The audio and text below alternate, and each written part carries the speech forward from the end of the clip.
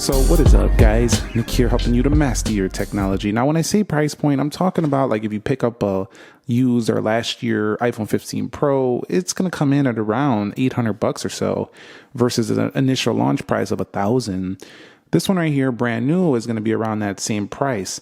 Which one is the better pick? This is a tricky proposition. They both have 8 gigs of RAM. They both have fast CPUs, A17 Pro chip in here, A18 in here. This one also gets Apple Intelligence support. This one does as well, but you get the upgraded triple camera over here. You get a dual camera over here. So let's start with the body and design. First of all, if you like a lighter design, the iPhone 16 is going to be your pick. This phone is lighter. It feels just like a thinner, lighter, just better kind of feeling phone if you like lightness. But the iPhone 16 or 15 Pro actually feels more premium because it has a little more heft to it. It also feels a little more top heavy because of this camera housing. In addition to that, it still has that nice titanium feel. And personally, for a more premium feel perspective, if you like to just feel like your phone costs a little bit more, this one definitely has that feeling over the 16. Just that more heft to it, but it's not heavy. Neither of these are heavy. They're both compact and light, but the 16 takes the win there. From the front design, they have the exact same design. So you can get last year's Pro and get the same exact design, but with a 120 hertz display. So I'm picking the 15 Pro for the same money for the display all day. The 120 hertz ProMotion is the better pick, and they have the same like bezels on here on both of them. Just overall, very, very good performance on the display for the 15 Pro. 15 Pro also has the same sharpness. It also does have the same brightness as well, 2000 nits outdoors. So there's no real upgrade to the 16 on that front.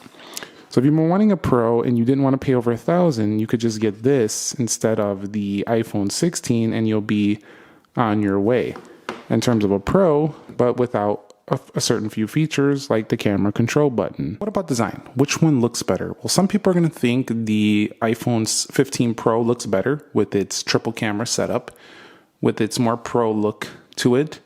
But we don't have a camera control button here, so it looks older a little bit because of that. It's not really a big deal.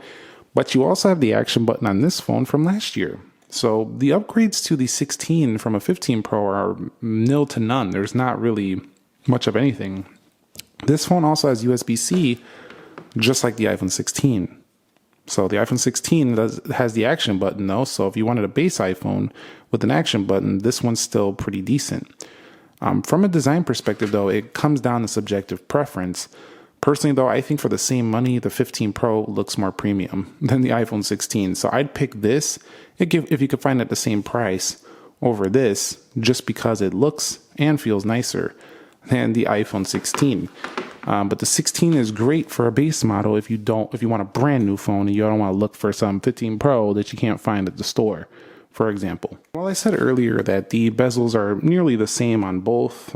Actually, they're slightly thinner on the iPhone 15 Pro, but it's so minimal that you won't even notice really. What you will notice though is always on display, which is not available on the iPhone 16. So you're going to get yourself an always on display with an action button, just like the 16, with an extra camera over the 16, with the same dynamic island for the same money. This is pretty much a no-brainer. This is going to the iPhone 15 Pro when it comes to the display. It has the same brightness, same size, slightly thinner bezel, slightly higher density at 461 versus 460, always on display, same ceramic shield glass. I mean, the thing is nearly identical, but has ProMotion, which is a huge separator, with still having HDR10 and Dolby Vision at the same money you could find this for as a new iPhone 13, or iPhone 15, excuse me. So definitely, I would pick this for the panel. When it comes to the software, we do have iOS 18.0.1 available for both. In addition, the base model here does also have much longer software support than some of the older base model iPhones due to having 8 gigs of RAM. In addition, a very fast chip, which is very Pro-like. But the 15 Pro is just last year's phone, so I can't say I wouldn't pick this for other reasons because the A17 Pro chip still has a lot of life left in it.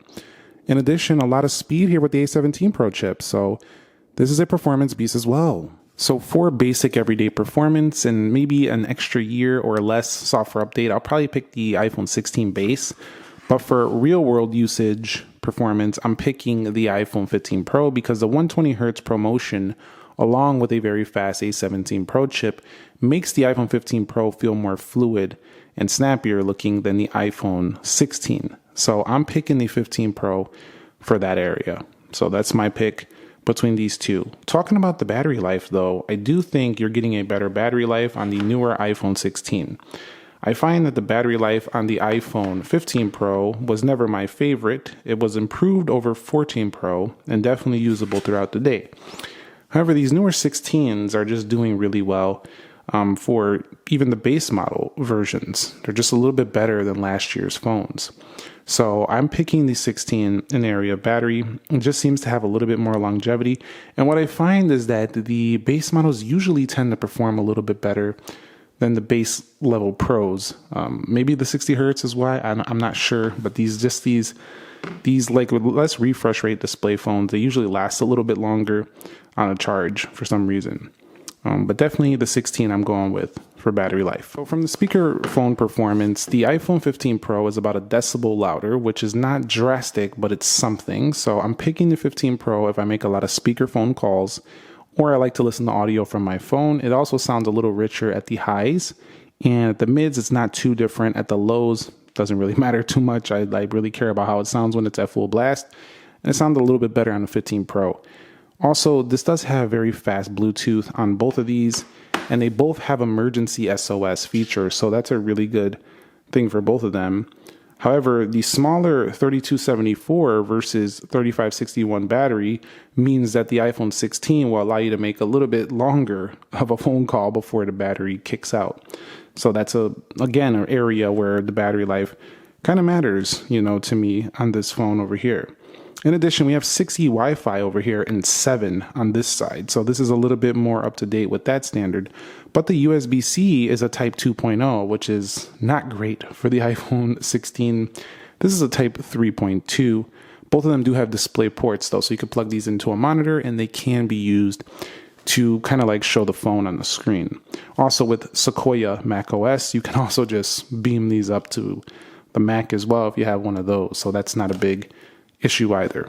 So talking about which one wins it out in the camera. Well, what's nice is that now we have a macro mode for the iPhone 16. So you could see it can get it on that SD card, which is very tiny, but we also had a macro mode for the iPhone 15 Pro. So no real changes to be had here. They can both do macro photography pretty easily. But the iPhone 15 Pro, while it didn't have the 25x, it still have a 3x optical. Over here, we're cropping in, so we're not getting a true optical camera. And then also 15x on the zoom. While that does get kind of blurry at digital length, because it goes digital zoom, it's still more useful zoom than the 10x on the iPhone 16 for the same money. However, the video performance looks pretty identical on both, and they both do have 4K 60, so they're not really big changes here. However, you don't have the spatial video on the iPhone 15 Pro, which you do have for the iPhone 16, which is not going to be a big deal, I feel like, for most people. However, one of the big changes, and this usability factor might lead you towards wanting to get an iPhone 16 model, is the camera control button over here. This thing right here could probably be the make or break between the decision here if you really want to use that new button. So this new button right here definitely can be useful if you're not trying to miss a moment, but I see it as like you're walking around, you hit this thing, camera opens up, and you're like, I don't want to miss that video. You hold down and boom, you just get that video. You don't got to press no software buttons. I know it's not hard to just go like this right here, but at the same time, that camera control button gets you right in there for the video. I do think these features right here, though, can be a little bit gimmicky for some people. I don't know if everybody's going to use that. It feels like clunkier and slower to me to just go like this. Like, why would I do that when I could just swipe quickly through here? So that's not the biggest selling point. But not missing a memory because of the speed of the camera control button, I do like that for the 16. So I would probably pick it for that respect. But there's no real issues with the iPhone camera on the 15 Pro. In addition, it also has some more Pro and RAW support that you won't find on the camera for the iPhone 16. So if we go down here to the camera, let me go down over here and you'll see formats. You'll see there's no Pro RAW resolution controls like you'll find in the formats for the 15 Pro. So if you are looking for higher quality Pro RAW and RAW support, the iPhone 15 Pro will give you those higher quality images because it's the Pro phone. This one's the base phone. But this is still close to Pro, so the 16 is a really good choice as well. At the end of the day, if I had to pick one and I'm solely a photographer or videographer, I'm picking the 15 Pro. It has more Pro-like features because it's a Pro phone. But if you don't need those extensive levels of Pro features, I do think the 16 would still be enough for some budding photographers or videographers. It's that good. So both of these do have emergency SOS, Find My via satellite. They also do have satellite SOS and texting. So both of them have that. Really, really great features, can be life-changing actually. So there's no real advantages there. This comes in black, white, pink, teal. This comes in ultramarine, as you see here. Black titanium, white titanium, blue titanium, natural titanium, you see here. And the phone call qualities have been improved actually for the 16 line. X75 modems give this the lead here. So I definitely do think the 16, if you're going to make a lot of phone calls, want better reception strength, it's slightly better. It's not life-changing, but it's slightly better on the 16. Just have to mention that because it is a detail and a point of these two phones. So wrapping it up here between 16 and the 15 Pro, I can see from this angle the bezels do look a miniature amount thinner on the 15 Pro. Wrapping it up though, if I had to choose between the iPhone 16 and the 15 Pro, and I think this is while it's not a directly fair comparison, both of these phones do come in the same price, so it's a decision that some people are trying to make. I'm going to get the 15 Pro, and I'm going to tell you why. I feel like I'm getting a more premium phone for the same exact money. I'm getting action button, and I'm getting more zoom, and overall just a more premium, nicer phone. But if you don't need those features, there are a lot of elements of the 16 that are better, like a better chipset, 818 chipset. This does have the camera control button, but the 15 Pro just feels nicer for the same money. So that's the one I'm going to pick. But you might not pick that one. I think you'll be happier. You'll be happy either way you go here. So you can't lose with this decision either way. But if you really don't like 60 hertz, you'll definitely lose out with the iPhone 16. Thumbs up if you enjoyed it. Subscribe if you haven't already. And let me know your thoughts, which one you would pick down below in the comments. And I'll catch you on the next episode. Nick here. Be sure to be well and peace.